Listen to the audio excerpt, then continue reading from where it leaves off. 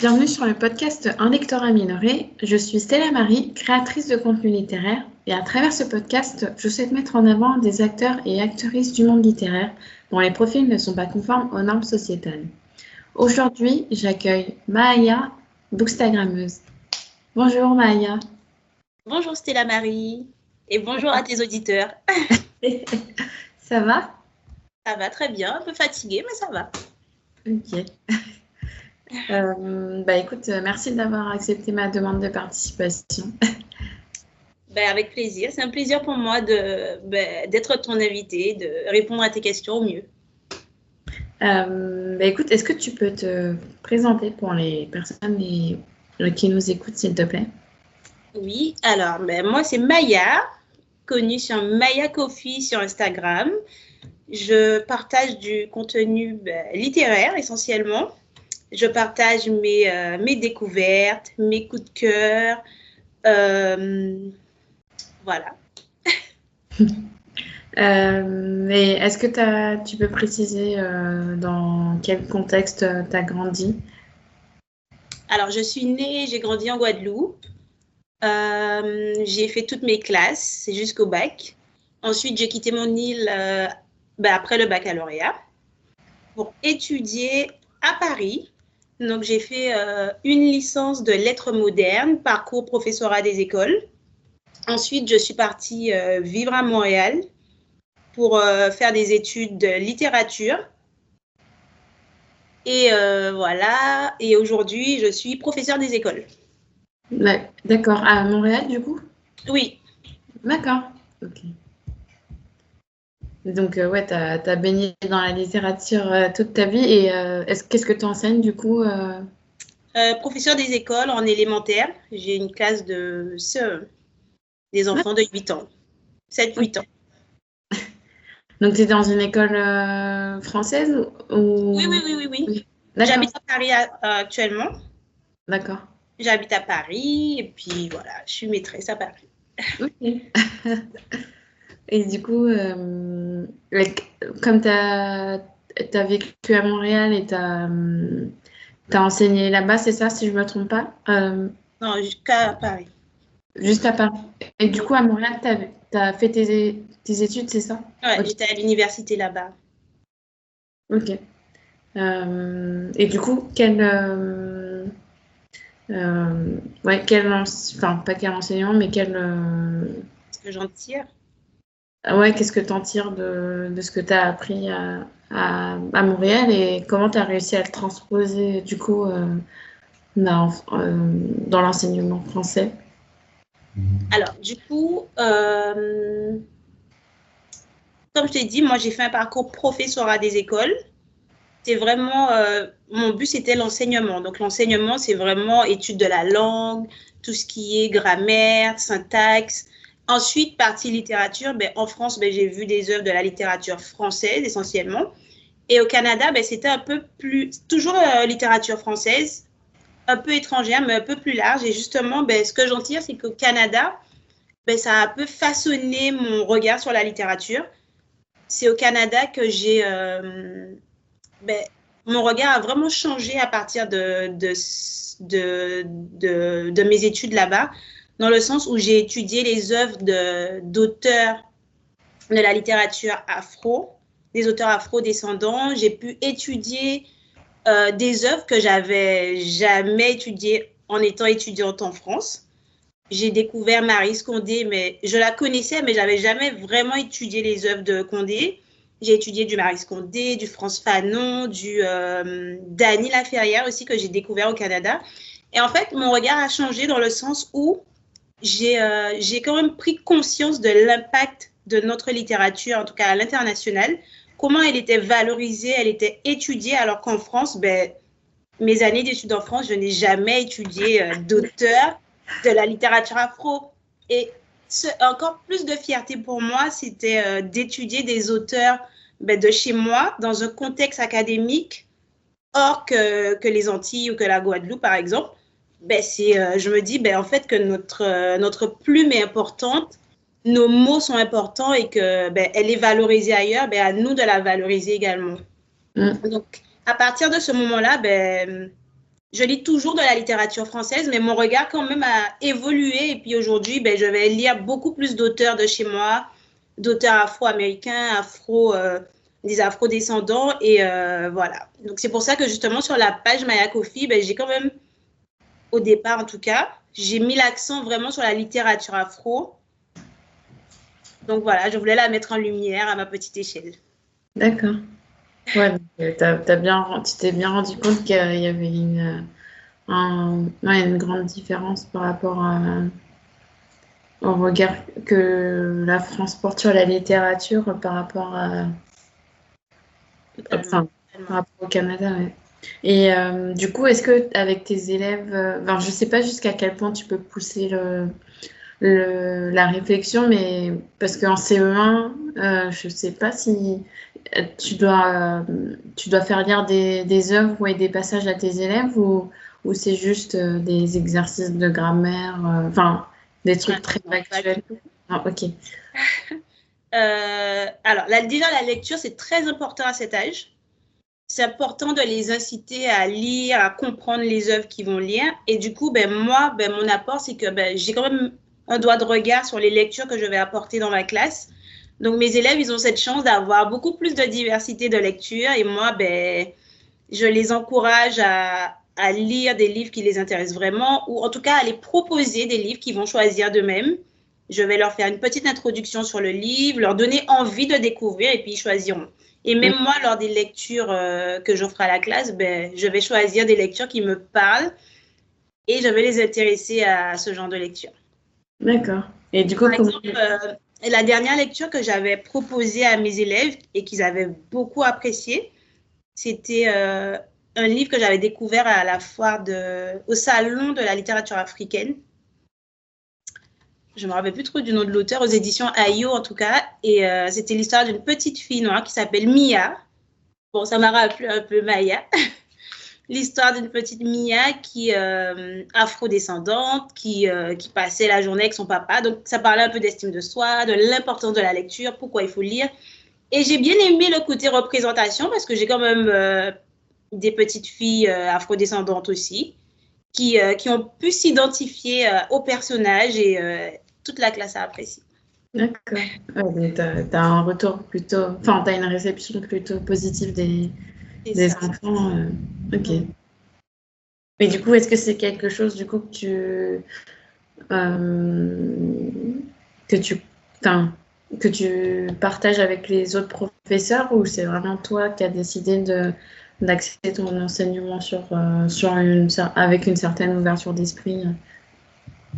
C'est personnel. Après, je trouve qu'il y a quand même une volonté de diversifier les lectures des élèves, en tout cas au sein de mon établissement. Je ne sais pas comment ça se passe ailleurs. Donc, même dans les lectures proposées, des livres offerts, il y a quand même une diversité. Bon, pas forcément mise à jour ou dans l'air du temps, mais je sens quand même l'effort de proposer plus de livres. D'accord. C'est hyper intéressant de voir l'impact de la littérature sur la jeunesse. Je trouve que c'est fondamental.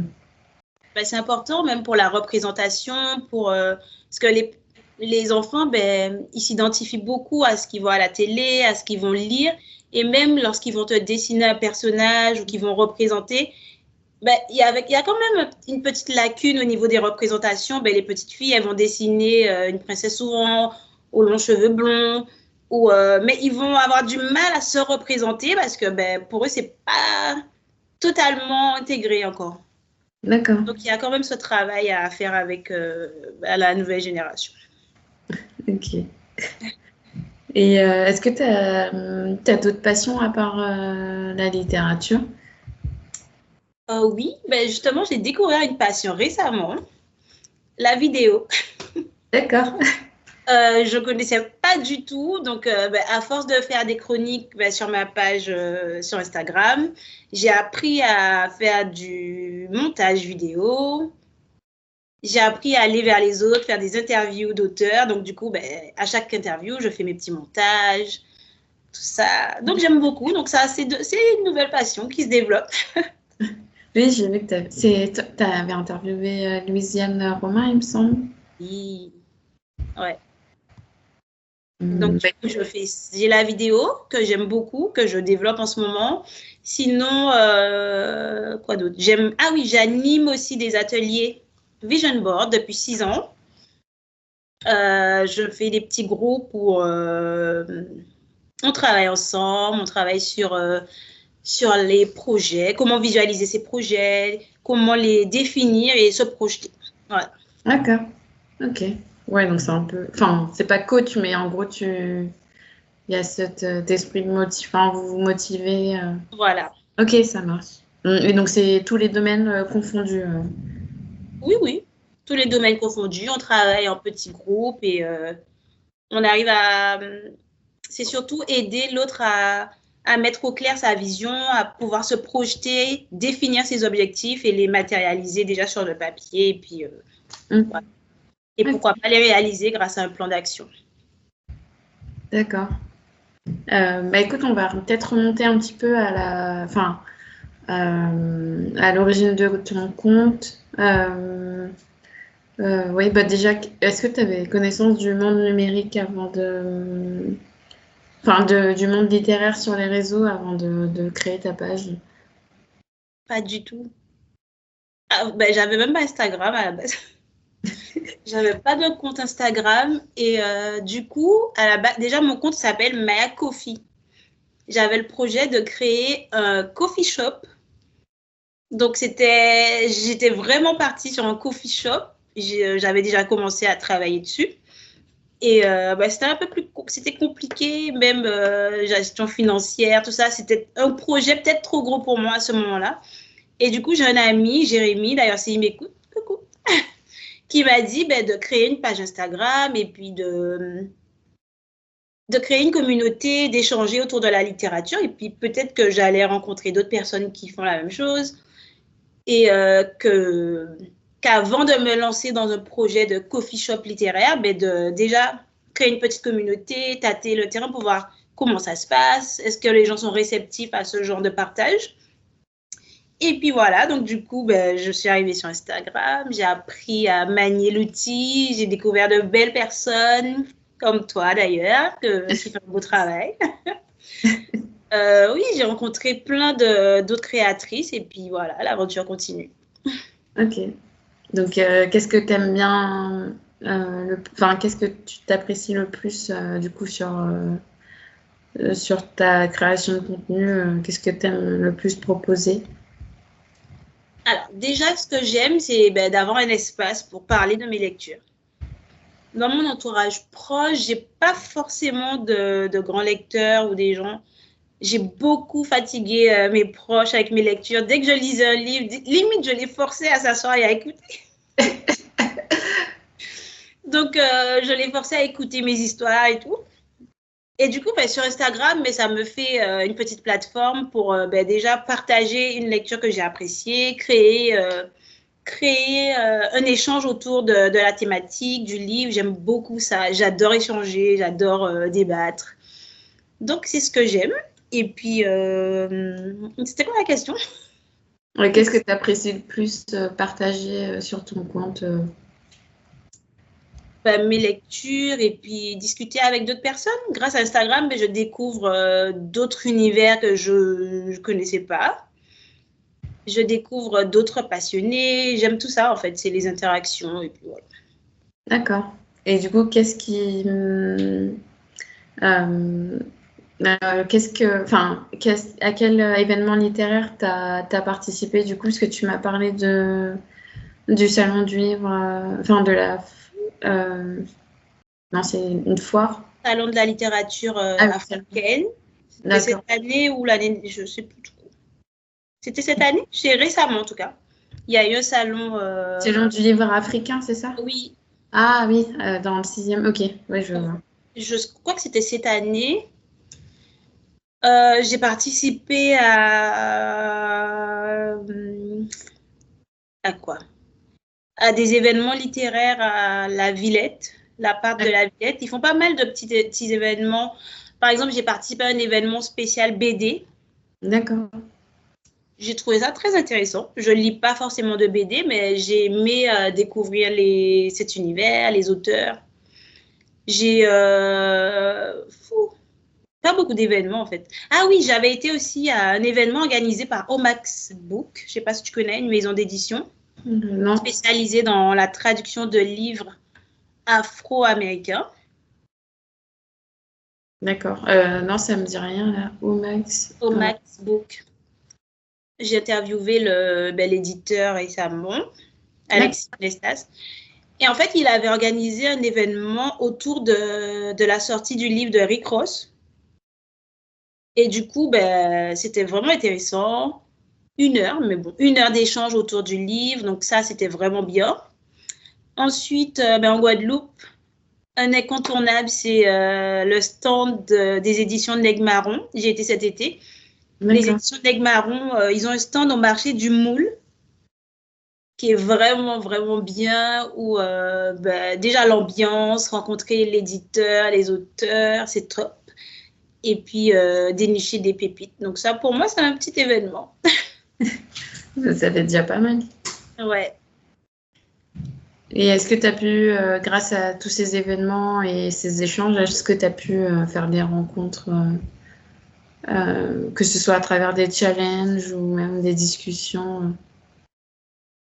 Oui. À chaque fois, à chaque sortie, je sors pas spécialement beaucoup, mais à chaque sortie, j'ai pu rencontrer des auteurs, des Instagrammeuses aussi. D'accord. Donc, ouais, franchement, c'est pas mal. J'aime pas trop, je suis pas vraiment à l'aise avec les grosses foules. Ah, mais d'accord.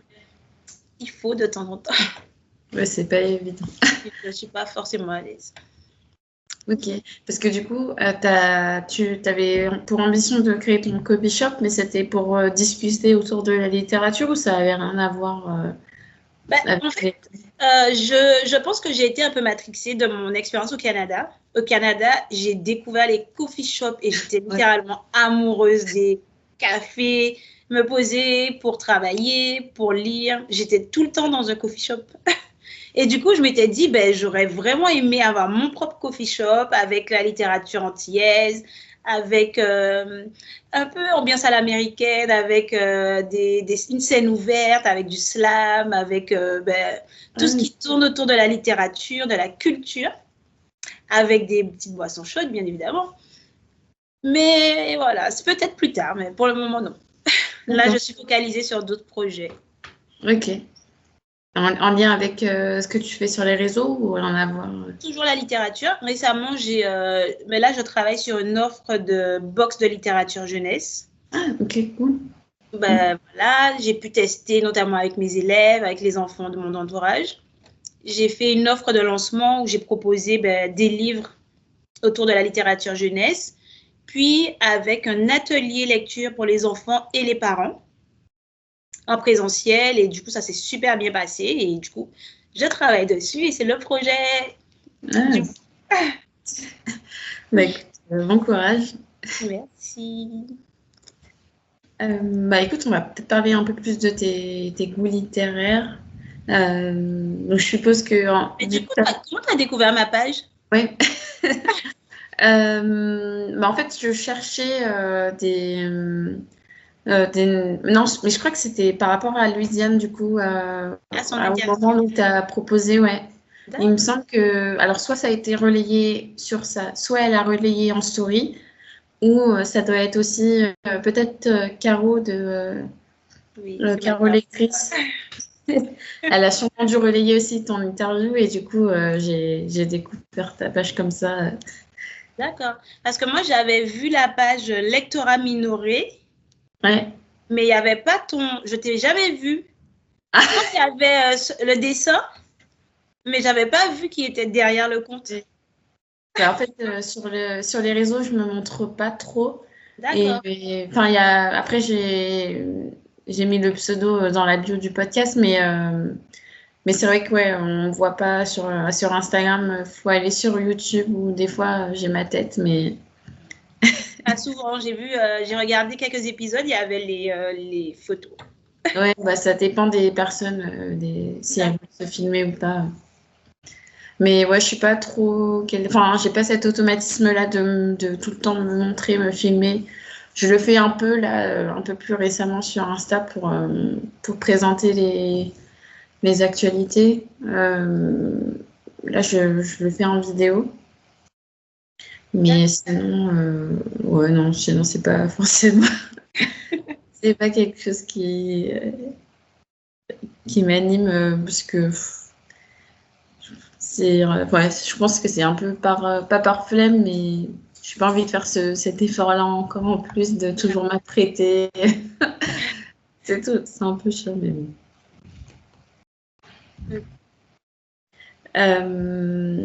Ouais, du coup, n'hésite pas hein, si tu as des questions en me regardant. Du coup, j'ai regardé un peu sur ta page et j'ai vu que tu faisais quand même un gros travail sur les statistiques des sorties littéraires. Je me suis dit, waouh, mais c'est quand même beaucoup de boulot. Ouais, ouais. En fait, j'avais envie un peu de quantifier, parce que depuis 2022, je propose tous les mois des sorties littéraires. Alors, c'est souvent écrit par. J'aime bien mettre en avant des ouvrages qui ont été écrits par des personnes racisées, enfin, issues de communautés marginalisées de manière générale. Et du coup, j'avais envie de quantifier tout ce que je proposais. Et aussi pour montrer à quel point, quand tu te concentres sur les auteurs et autrices racisés, tu vas avoir une proportion de livres traduits qui va être beaucoup plus importante que si c'était des personnes blanches. Donc, ouais, c'était un peu pour montrer, ouais, quantifier un peu tout ce que je faisais d'un point de vue ethnique, et culturel. D'accord. Ok. Mais c'est pour quantifier ou pour dénoncer un manque de représentation? Un peu des deux, du coup. Enfin, il y a un message implicite derrière. Alors, je l'écris pas forcément textuellement, mot pour mot, mais bon, les gens comprennent, de toute façon, vu ma ligne édito, que oui. Enfin, c'est aussi pour pas alerter, mais aussi pour que les gens se rendent compte Rendre compte, que oui, on voit beaucoup, non, mais on voit quelques livres avec des personnages noirs en couverture ou avec des personnages queer, etc. Mais si tu regardes en termes de stats, tu vas voir que c'est souvent des livres qui ont été traduits, tu vois. D'accord, ok. Oui. Donc voilà. Ok, mais en tout cas, bravo. Je suis quand même impressionnée. Ouais, c'est peut-être mon côté, peut-être une déformation professionnelle. D'accord, tu C'est travailles pas- dans quoi? Bon, là, je fais pas de stats, mais je suis ingénieure, donc j'ai fait beaucoup de maths dans ma vie. Et du D'accord, coup, je ouais, comprends. ça détend un peu sur Bookstagram. Mais je D'accord. trouve que ouais, c'est important de quantifier, même si quand on parle de lutte sociale ou de littérature, c'est important d'amener. Pour construire un argumentaire, c'est important, je trouve, les chiffres. Mais voilà. Merci. De rien. Du coup, ouais, est-ce que t'es quelqu'un qui a toujours lu? Bon, je suppose que oui, vu ton parcours. Oui, alors j'ai toujours, en tout cas d'aussi loin que je me rappelle, j'ai toujours aimé lire. J'ai toujours aimé. J'avais une grande sœur qui lisait beaucoup. Et du coup, ouais, elle lisait beaucoup et du coup, ça m'a aussi incité à lire. J'avais mon petit abonnement à l'époque de France Loisirs. Je sais pas si ça existe encore. De France Loisirs où j'avais mes livres. J'aimais lire, prendre des notes, aller répéter, aller raconter à ma maman mes lectures, lui donner mon avis, toujours. Ah, Réécrire les histoires à ma sauce, voilà. Et du coup, je me rappelle aussi que petite, j'avais toujours eu un attrait pour la littérature afro. Il n'y en avait pas beaucoup, Je sais que des fois, ma mère, elle me trouvait des petites pépites, mais il n'y en avait pas beaucoup. Donc, du coup, je m'étais quand même un peu éloignée de cet univers jusqu'à mes études de lettres. Forcément, je lis plus de littérature afro. Et c'est après que j'ai redécouvert des livres. Et puis maintenant, ça revient. Là, il y a beaucoup plus de propositions. Tant mieux. Et voilà. Ok. J'ai toujours aimé ça. Et au sein de la littérature afro, quel genre t'apprécies? Est-ce que ça va être des histoires de vie, plutôt de l'historique, de la romance? Enfin, vers quel genre tu te tournes le plus? Alors, j'aime beaucoup les essais. Les essais, j'aime bien depuis que j'ai découvert au Max Book, en tout cas, c'est des livres de... C'est pas vraiment du développement personnel, mais c'est un peu... c'est des parcours de vie, des parcours inspirants de personnes qui ont tenté des choses et qui ont réussi dans leur domaine. Donc, j'aime beaucoup ce genre de lecture. Donc voilà, je lisais des romans avant, mais là, je suis pas dans la période roman en ce moment. Ok, d'accord. Donc, plutôt développement personnel, roman historique, j'en ai lu pas mal aussi ouh là là, l'auteur, le nom de l'auteur, je me rappelle plus, mais ça s'appelle Zahir et Théophile, je sais pas si tu connais. Non, je connais pas du tout. Théophile, c'est vraiment un livre coup de cœur, poignant, qui fait réfléchir en tout cas à notre condition, à l'histoire et jusqu'à tout ce qui se passe encore aujourd'hui. Et vraiment, je le recommande. Vraiment, vraiment. Ok. Vraiment. Je le mettrai dans la description. Ok. Du coup, tu as dit que tu réécrivais des histoires quand tu étais petite. Est-ce que c'est quelque chose que tu pratiques encore, l'écriture? Alors, j'ai pas trop le temps. D'accord. J'ai pas le temps. Je prends pas le temps de le faire en tout cas. Mais ouais, j'ai griffonné pas mal de petites histoires, des poésies, des petites choses. Mais là, non. D'accord. Mais c'est vrai, petite, j'aimais beaucoup réécrire les histoires, réinventer la fin ou refaire le scénario, carrément. Mais voilà, j'aimais beaucoup. Ok. Ouais, donc, ouais, ça fait pas partie de tes activités pour l'instant. Non. D'accord. Et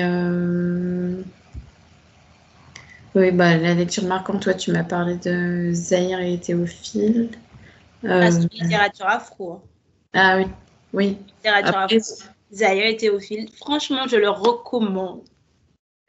et du coup, Déjà, comprendre l'histoire, notre histoire en tout cas antillaise, et même du point de vue... En fait, ce que j'ai aimé dans Zahir et Théophile, c'est que ça parlait de l'impact de la colonisation du point de vue antillais, mais également du point de vue de ceux qui sont restés de l'autre côté. Et franchement, j'ai pas de mots. C'est une pépite à découvrir. Écoute, merci pour ta recommandation. Écoute, je pense qu'on a un peu fait le tour de ton profil. Est-ce que tu avais des choses sur lesquelles tu voudrais revenir? Peut-être la manière, ouais, par rapport à ton parcours scolaire. Est-ce que tu as, ouais, comment tu as perçu du coup l'enseignement en France? Tu m'avais parlé du fait que tu avais beaucoup de littérature, plus de littérature afro au Canada qu'en France, mais d'un point de vue des élèves ou, enfin, ta relation, on va dire, avec les autres dans sa globalité, comment toi tu te situais, que ce soit au Canada ou même en France? Ma relation avec mes camarades Ouais, universitaires, c'est ça, ouais. bonne. C'était une bonne relation. Je pense Ok. qu'on était tous dans le même bateau. On était là pour travailler, réussir. Non, il n'y a pas, j'ai pas eu de. C'était des belles années en fait. Les années universitaires, c'est toujours les meilleures années. Donc j'en garde un bon souvenir. D'accord. J'ai de mal. J'ai pas eu de soucis particuliers à ce niveau-là. Ok, pas de souci. Bah, tant mieux d'ailleurs. Et vraiment, moi, ce qui m'a un peu je dirais pas dégoûtée, mais qui m'a un peu, j'ai peut-être pas le bon terme, mais qui m'a un peu dérangée dans les études en France, c'est le regard qu'ils portaient déjà sur la culture, une partie de la culture. Mhm. J'ai pas aimé, et puis même, je me rappelle à l'université, on avait fait un cours sur les langues régionales. Et pour moi, ma langue régionale, c'est une fierté, c'est quelque chose que j'ai étudié en Guadeloupe, c'est quelque chose que je maîtrise bien. Je connais l'histoire de ma langue, je l'écris, je connais son impact, son importance. Mhm. Et en fait, je me rappelle que à l'université, on avait parlé des langues régionales, mais nous, notre langue régionale, en tout cas, ils nous ont sorti des articles de sociologues qui disaient que c'était du baby talk, qu'en gros, les gens qui parlaient cette langue, c'est parce que qui savaient pas parler, donc c'était comme un langage de bébé. En fait, c'est Ils ont infantilisé. Ouais. exactement, c'est infantilisé, c'est le regard un peu méprisant sur la culture. Mhm. Et puis même le fait de voir comment ils mettent de côté certains auteurs, mais des grands auteurs qui ailleurs sont considérés comme des grands auteurs de la littérature française, Mhm. qui sont oubliés en France en fait. En tout cas, ils font le choix de ne pas les mettre en avant et je trouve ça quand même Ouais, dommage, ouais. très. Ouais, en espérant que ça change. Je sais pas, il y a combien d'années t'as fait tes études, il y a combien de temps? Peut-être 6-7 ans. Ok. Je ne sais pas trop comment ça se passe en ce moment, mais ça m'étonnerait que ça change. Hein. Je suis pas certaine que. Ouais. C'est vrai que j'ai pas eu d'écho non plus. Enfin, après, je fréquente pas forcément des gens qui sont en études C'est les maintenant. lumières, hein, en fait. Hein. Alors, j'ai rien contre les lumières. Hein. Il y a d'autres lumières. C'est des trucs que tu voyais au lycée il y a 10-15 ans. Mhm. Écoute, on va arriver à la fin du podcast. Est-ce que, comme je vais réitérer ma question, est-ce que tu as des points sur lesquels tu voudrais revenir Non, je pourrais te recommander quelqu'un éventuellement. Oui, du coup, ouais, j'allais y venir. Sinon, ah oui, oui, un livre que j'aimerais aussi recommander sur la littérature afro-antillaise. Un essai que j'ai lu et que j'ai partagé sur ma page, c'est Discours sur le néocolonialisme de Folagadet, que je recommande vraiment pour mieux comprendre en tout cas la situation socio-économique aux Antilles. Il décrit bien les conditions de vie aux Antilles et vraiment c'est un livre que je recommande pour comprendre en tout cas la façon dont on vit, la façon dont les choses se passent là-bas. Discours sur le néocolonialisme. Ok. Bah, merci pour ta deuxième recommandation. Derrière. Et Euh, voilà, je crois que c'est ça. Déjà, on va passer à la partie reco, mais de contes. Euh, Est-ce que tu as un ou une invitée que tu verrais sur le podcast? Oui, alors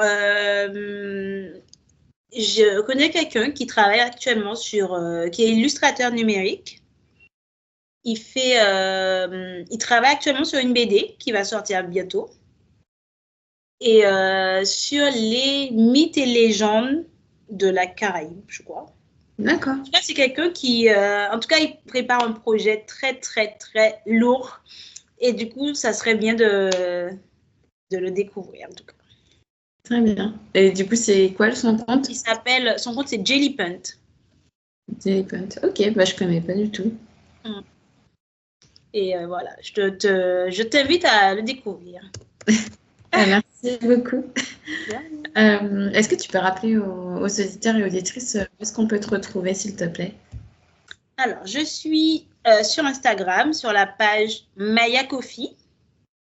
C'est là que je partage mes recommandations, mes chroniques, mes petites chroniques pour les enfants et pour les grands.